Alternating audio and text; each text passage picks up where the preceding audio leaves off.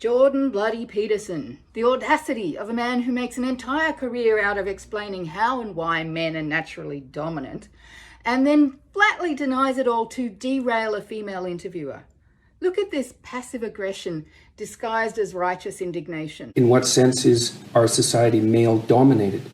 She starts to answer, he interrupts. The fact that the vast majority of wealth is owned by men, the vast majority of capital is owned by men. Women do more unpaid labour. Very tiny proportion of men. Firstly, Jordan, if you admit that the vast majority of the world's wealth and capital is owned by even a tiny proportion of men, that's still male domination. Besides, it's not a tiny minority, it's a global reality. Men generally are more likely to own land and control productive assets. Men generally earn more than women and have more civic and executive power.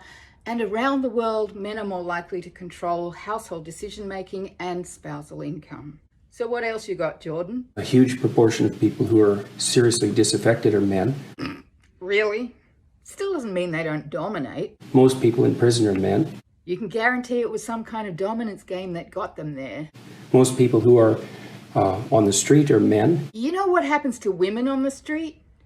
You know why? Most victims of violent crime are men.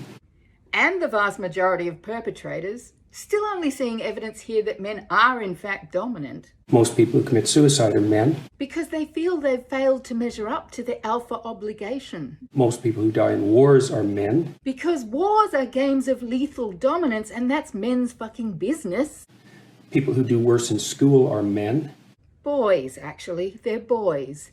And it's less of an issue the more economic power they have. Being culturally or socioeconomically dominant as a sex or as an individual doesn't mean you have no problems and never lose a battle.